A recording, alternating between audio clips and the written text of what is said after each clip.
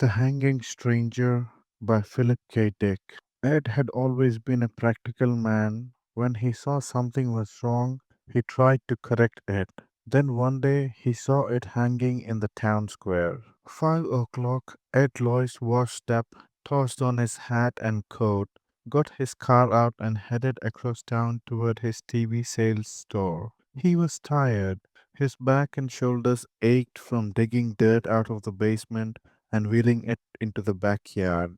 But for a 40-year-old man, he had done okay. Janet could get a new vase with the money he had saved, and he liked the idea of repairing the foundations himself. It was getting dark. The setting sun cast long rays over the scurrying commuters, tired and grim faced. Women loaded down with bundles and packages, students swarming home from the university, mixing with clerks and businessmen and drab secretaries. He stopped his Packard for a red light and then started it up again.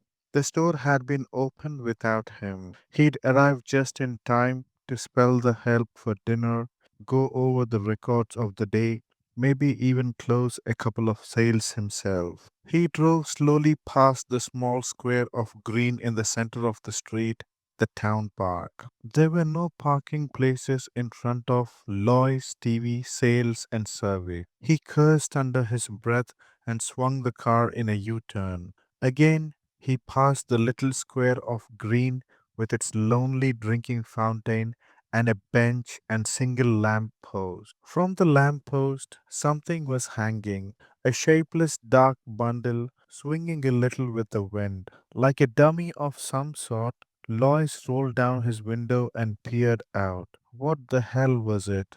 A display of some kind? Sometimes the Chamber of Commerce put up displays in the square. Again, he made a U turn and brought his car around. He passed the park and concentrated on the dark bundle. It wasn't a dummy, and if it was a display, it was a strange kind. The hackles on his neck rose and he swallowed uneasily. Sweat slid out on his face and hands. It was a body, a human body. Look at it, Lois snapped. Come on out here. Don Ferguson came slowly out of the store, buttoning his pinstripe coat with dignity. This is a big deal, Ed. I can't just leave the guy standing there. See it? Ed pointed into the gathering gloom. The lamp post jutted up against the sky, the post and the bundle swinging from it. There it is. How the hell long has it been there? His voice rose excitedly. What's wrong with everybody? They just walk on past. Don Ferguson lit a cigarette slowly. Take it easy, old man. There must be a good reason, or it wouldn't be there. A reason? What kind of a reason? Ferguson shrugged. Like the time the Traffic Safety Council put that wrecked Buick there. Some sort of civic thing. How would I know? Jack Potter from the shoe shop joined them. What's up, boys? There's a body hanging from the lamppost, Lois said. I'm going to call the cops. They must know about it, Potter said, or otherwise it wouldn't be there. I got to get back in. Ferguson headed back into the store. Business before pleasure. Lois began to get hysterical. You see it? You see it hanging there? A man's body, a dead man. Sure, Ed. I saw it this afternoon when I went out for coffee. You mean it's been there all afternoon? Sure. What's the matter? Potter glanced at his watch. Have to run. See you later, Ed. Potter hurried off, joining the flow of people moving along the sidewalk. Men and women passing by the park. A few glanced up curiously at the dark bundle and then went on. Nobody stopped. Nobody paid any attention. I'm going nuts, Lois whispered. He made his way to the curb and crossed out into traffic among the cars. Horns honked angrily at him. He gained the curb and stopped up onto the little square of green. The man had been middle aged. His clothing was ripped and torn, a gray suit splashed and caked with dried mud. A stranger. Lois had never seen him before, not a local man. His face was partly turned away, and in the evening wind he spun a little, turning gently, silently. His skin was gorged and cut, red gashes, deep scratches of congealed blood. A pair of steel rimmed glasses hung from one ear, dangling foolishly. His eyes bulged, his mouth was open, tongue thick and ugly blue. For heaven's sake, Lois muttered, sickened. He pushed down his nausea and made his way back to the sidewalk. He was shaking all over with revulsion and fear. Why? Who was the man? Why was he hanging there? What did it mean? And why didn't anybody notice? He bumped into a small man hurrying along the sidewalk. Watch it, the man grated. Oh, it's you, Ed. Ed nodded dazedly. Hello, Jenkins. What's the matter? The stationery clerk caught Ed's arm. You look sick. The body, there in the park. Sure, Ed.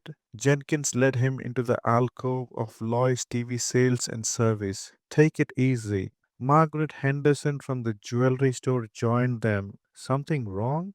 Ed's not feeling well. Lois yanked himself free. How can you stand here? Don't you see it, for God's sake? What's he talking about? Margaret asked nervously. The body, Ed shouted. The body hanging there. More people collected. Is he sick? It's Ed Lois. You okay, Ed?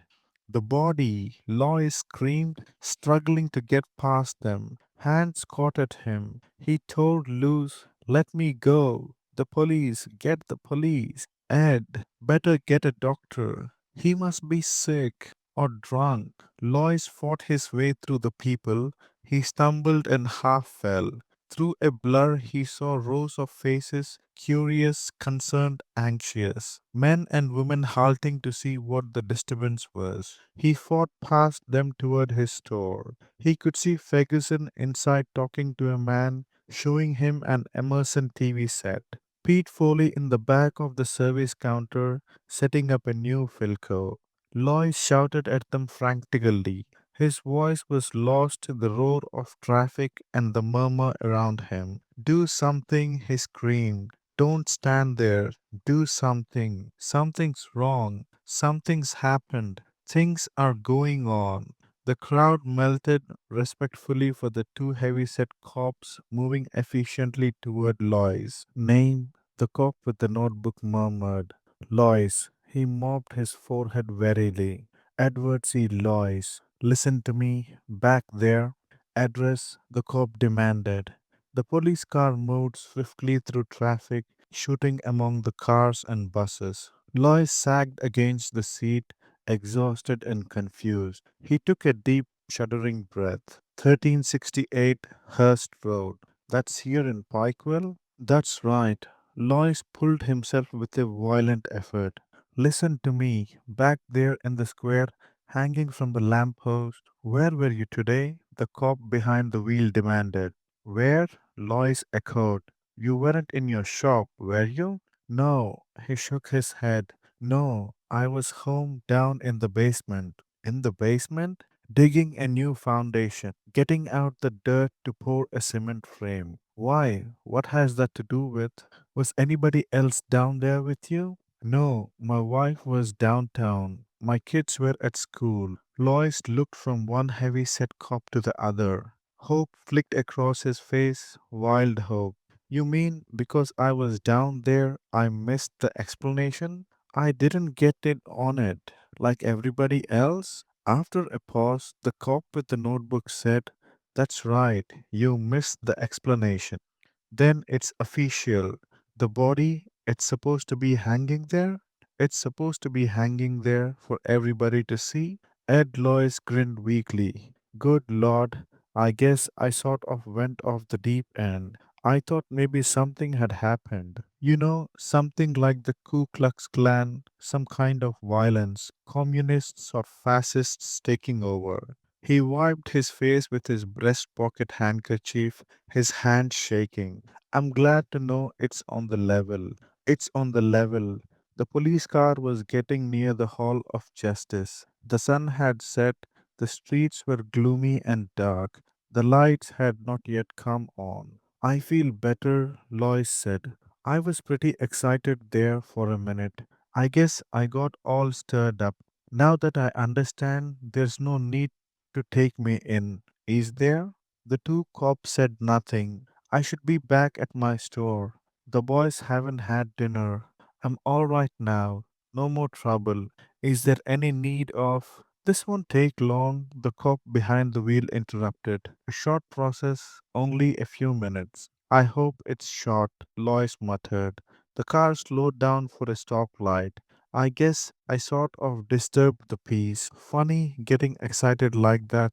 And Lois yanked the door open. He sprawled out into the street and rolled to his feet. Cars were moving all around him, gaining speed as the light changed. Lois leaped onto the curb and raced among the people, burrowing into the swarming crowds. Behind him, he heard sounds, shouts, people running. They weren't cops. He had realized that right away. He knew every cop in Pikeville. A man couldn't own a store, operate a business in a small town for 25 years without getting to know all the cops. They weren't cops and there hadn't been any explanation. Potter, Ferguson, Jenkins, none of them knew why it was there. They didn't know and they didn't care. That was the strange part. Lois ducked into a hardware store. He raced toward the back, past the startled clerks and customers, into the shipping room and through the back door. He tripped over a garbage can and ran up a flight of concrete steps. He climbed over a fence and jumped down on the other side, gasping and panting. There was no sound behind him. He had got away. He was at the entrance of an alley, dark and strewn with boards and ruined boxes and tires. He could see the street at the far end. A street light wavered and came on. Men and women, stores, neon signs, cars. And to his right, the police station. He was close, terribly close. Past the loading platform of a grocery store rose the white concrete side of the Hall of Justice. Barred windows, the police antenna, a great concrete wall rising up in the darkness. A bad place for him to be near. He was too close. He had to keep moving, get farther away from them. Them? Lois moved cautiously down the alley. Beyond the police station was the city hall, the old fashioned yellow structure of wood and gilded brass and broad cement steps. He could see the endless rows of offices, dark windows, the cedars and beds of flowers on each side of the entrance, and something else. Above the city hall was a patch of darkness, a cone of gloom denser than the surrounding night, a prism of black that spread out and was lost into the sky. He listened. Good God! He could hear something, something that made him struggle frantically to close his ears, his mind to shut out the sound. A buzzing, a distant, muted hum like a great swarm of bees. Lois gazed up, rigid with horror. The splotch of darkness hanging over the city hall, darkness so thick it seemed almost solid. In the vortex, something moved, flickering shapes, things descending from the sky, pausing momentarily above the city hall, fluttering over it in a dense swarm and then dropping silently onto the roof. Shapes, fluttering shapes from the sky. From the crack of darkness that hung above him, he was seeing them. For a long time, Lois watched, crouched behind a sagging fence in a pool of scummy water. They were landing, coming down in groups, landing on the roof of the city hall and disappearing inside. They had wings, like giant insects of some kind. They flew and fluttered and came to rest, and then crawled crab fashion sideways across the roof and into the building. He was sickened and fascinated. Cold night wind blew around him, and he shuddered. He was tired, dazed with shock. On the front steps of the city hall were men standing here and there. Groups of men coming out of the building and halting for a moment before going on. Were there more of them? It didn't seem possible. What he saw descending from the black chasm weren't men. They were alien from some other world, some other dimension, sliding through this silt, this break in the shell of the universe. Entering through this gap, winged insects from another realm of being. On the steps of the city hall, a group of men broke up. A few moved toward a waiting car. One of the remaining shapes started to re enter the city hall. It changed its mind and turned to follow the others. Lois closed his eyes in horror. His senses reeled. He hung on tight, clutching at the sagging fence. The shape, the man shape, had abruptly fluttered up and flapped after the others. It flew to the sidewalk and came to rest among them. Pseudo men, imitation men, insects with ability to disguise themselves as men, like other insects familiar to Earth, protective coloration, mimicry. Lois pulled himself away. He got slowly to his feet. It was night. The alley was totally dark, but maybe they could see in the dark. Maybe darkness made no difference to them. He left the alley cautiously and moved out onto the street. Men and women flowed past, but not so many now. At the bus stops stood waiting groups. A huge bus lumbered along the street, its light flashing in the evening gloom. Lois moved forward. He pushed his way among those waiting, and when the bus halted, he boarded it and took a seat in the rear by the door. A moment later, the bus moved into life and rumbled down the street. Lois relaxed a little. He studied the people around him, dulled, tired faces, people going home from work, quite ordinary faces. None of them paid any attention to him. All sat quietly, sunk down in their seats, jiggling with the motion of the bus. The man sitting next to him unfolded a newspaper. He began to read the sports section, his lips moving. An ordinary man, blue suit, tie, a businessman or a salesman, on his way home to his wife and family. Across the aisle, a young woman, perhaps 20, dark eyes and hair, a package on her lap, nylons and heels, red coat and white angora sweater, gazing absently ahead of her. A high school boy in jeans and black jacket. A great triple chinned woman with an immense shopping bag loaded with packages and parcels, her thick face dim with weariness. Ordinary people, the kind that rode the bus every evening, going home to their families to dinner, going home with their minds dead, controlled, filmed over with the mask of an alien being that had appeared and taken possession of them, their town, their lives, himself too, except that he happened to be deep in his cellar instead of in the store. Somehow he had been overlooked. They had missed him. Their control wasn't perfect, foolproof. Maybe there were others. Hope flickered in Lois. They weren't omnipotent. They had made a mistake, not got control of him. Their net, the field of control had passed over him. He had emerged from his cellar as he had gone down. Apparently, their power zone was limited. A few seats down the aisle, a man was watching him. Lois broke off his chain of thought.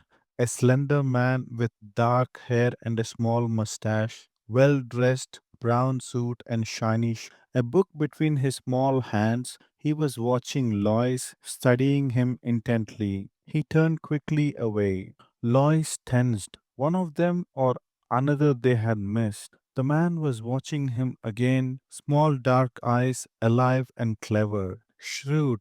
A man too shrewd for them, or one of the things itself, an alien insect from beyond. The bus halted. An elderly man got on slowly and dropped his token into the box. He moved down the aisle and took a seat opposite Lois. The elderly man caught the sharp eyed man's gaze. For a split second, something passed between them, a look rich with meaning. Lois got to his feet. The bus was moving. He ran to the door, one step down into the well, He yanked the emergency door. The rubber door swung open. Hey, the driver shouted, jamming on the brakes. What the hell? Lois squirmed through. The bus was slowing down, houses on all sides, a residential district, lawns and tall apartment buildings. Behind him, the bright eyed man had leaped up. The elderly man was also on his feet. They were coming after him. Lois leaped. He hit the pavement with terrific force and rolled against the curb. Pain lapped over him, pain and a vast tide of blackness. Desperately, he fought it off. He struggled to his knees and then slid down again. The bus had stopped. People were getting off. Lois groped around. His fingers closed over something, a rock lying in the gutter.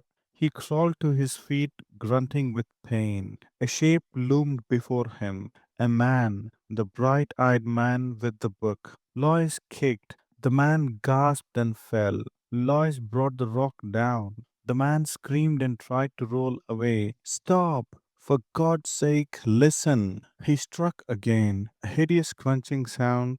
The man's voice cut off and dissolved into a bubbling wail. Lois scrambled up and back. The others were there now, all around him. He ran awkwardly down the sidewalk, up a driveway. None of them followed him. They had stopped and were bending over the inert body of the man with the book, the bright eyed man who had come after him. Had he made a mistake? But it was too late to worry about that. He had to get out, away from them, out of Pikeville, beyond the crack of darkness, the rent between their world and his. Ed! Janet Lois backed away nervously. What is it? What? Ed Lois slammed the door behind him and came into the living room. Pull down the shades, quick. Janet moved toward the window. But do as I say. Who else is here besides you? Nobody, just the twins. They are upstairs in their room. What's happened? You look so strange. Why are you home? Ed locked the front door. He prowled around the house into the kitchen. From the drawer under the sink, he slid out the big butcher knife and ran his finger along it. Sharp, plenty sharp. He returned to the living room. Listen to me, he said. I don't have much time. They know I escaped and they'll be looking for. Escaped? Janet's face twisted with bewilderment and fear. Who? The town has been taken over. They are in control. I've got it pretty well figured out. They started at the top, at the city hall and police department. What they did with the real humans, they. What are you talking about? We have been invaded from some other universe, some other dimension. They are insects, mimicry, and more. Power to control mind, your mind. My mind? Their entrance is here in Pikeville. They have taken over all of you, the whole town except me. We are up against an incredibly powerful enemy, but they have their limitations. That's our hope. They are limited. They can make mistakes. Janet shook her head. I don't understand, Ed. You must be insane. Insane? No, just lucky. If I hadn't been down in the basement, I'd be like all the rest of you. Lois peered out the window. But I can't stand here talking. Get your coat. My coat? We are getting out of here, out of Pikeville. We'd got to get help. Fight this thing. They can be beaten. They are not infallible. It's going to be close, but we make it if we hurry. Come on. He grabbed her arm roughly. Get your coat and call the twins. We are all leaving. Don't stop to pack. There's no time for that. White faced, the wife moved toward the closet and got down her coat. Where are we going? Ed pulled open the desk drawer and spilled the contents out onto the floor. He grabbed up a road map and spread it open. They'll have the highway covered, of course, but there's a back road to Oak Grove. I got onto it once. It's practically abandoned. Maybe they'll forget about it. The old ranch road? Good Lord, it's completely closed. Nobody's supposed to drive over it. I know. Ed thrust the map grimly into his coat. That's our best chance. Now call down the twins and let's get going. Your car is full of gas, isn't it? Janet was dazed. The Chevy? I had it filled up yesterday afternoon. Janet moved toward the stairs. Ed, I called the twins. Ed unlocked the front door and peered out. Nothing stirred, no sign of life. All right so far. Come on downstairs, Janet called in a wavering voice. We are going out for a while. Now? Tommy's voice came. Hurry up, Ed barked. Get down here, both of you. Tommy appeared at the top of the stairs. I was doing my homework. We are starting fraction. Miss Parker says if we don't get this done, you can forget about fraction. Ed grabbed his son as he came down the stairs and propelled him down the door. Where's Jim? He's coming. Jim started slowly down the stairs. What's up, Dad? We are going for a ride. A ride? Where? Ed turned to Janet. We'll leave the lights on and the TV set. Go turn it on. He pushed her toward the set so they'll think we are still. He heard the buzz and dropped instantly, the long butcher knife out. Sickened, he saw it coming down the stairs at him, wings a blur of motion as it aimed itself. It still bore a vague resemblance to Jimmy. It was small, a baby one. A brief glimpse, the thing hurtling at him, cold, multi lensed, inhuman eyes, wings, body still clothed in yellow t shirt and the mimic outline still stamped on it. A strange half turn of its body as it reached him. What was it doing? A stinger. Lois stabbed wildly at it. It retreated, buzzing frantically. Lois rolled and crawled toward the door. Tommy and Janet stood still as statues, faces blank, watching without expression. Lois stabbed again. This time the knife connected. The thing shrieked and faltered. It bounced against the wall and fluttered down. Something lapped through his mind, a wall of force, energy, an alien mind probing into him. He was suddenly paralyzed. The mind entered his own, touched against him briefly, shockingly, an utterly alien presence settling over him, and then it flickered out as the thing collapsed in a broken heap on the rug. It was dead. He turned it over with his foot. It was an insect, a fly of some kind. Yellow t shirt, jeans, his son Jimmy. He closed his mind tight. It was too late to think about that. Savagely, he scooped up his knife and headed toward the door. Janet and Tommy stood stone still, neither of them moving. The car was out. He'd never get through. They'd be waiting for him. It was 10 miles on foot, 10 long miles over rough road, gullies and open fields, and hills of uncut forest. He'd have to go alone. Lois opened the door. For a brief second, he looked back at his wife and son. Then he slammed the door behind him and raced down the porch steps. A moment later, he was on his way, hurrying swiftly through the darkness toward the edge of the town. The early morning sunlight was blinding. Lois halted, gasping for breath, swaying back and forth. Sweat ran down his eyes. His clothing was torn, shredded by the brush and thorns through which he had crawled. 10 miles on his hands and knees, crawling, creeping through the night. His shoes were mud caked. He was scratched and limping, utterly exhausted. But ahead of him lay Oak Grove. He took a deep breath and started down the hill. Twice he stumbled and fell, picking himself up and trudging on. His ears rang. Everything receded and wavered, but he was there. He had got out away from Pikeville. A farmer in a field gaped at him. From a house, a young woman watched in wonder.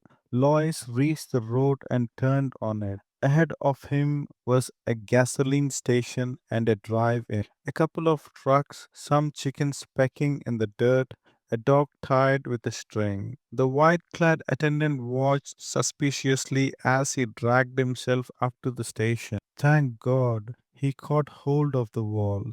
I didn't think I was going to make it. They followed me most of the way. I could hear them buzzing and flitting around behind me. What happened? The attendant demanded. You in a wreck? A holdup? Lois shook his head wearily. They have the whole town, the city hall, and the police station. They hung a man from the lamp post. That was the first thing I saw. They have got all the roads blocked. I saw them hovering over the cars coming in. About 4 this morning, I got beyond them. I knew it right away. I could feel them leave, and then the sun came up.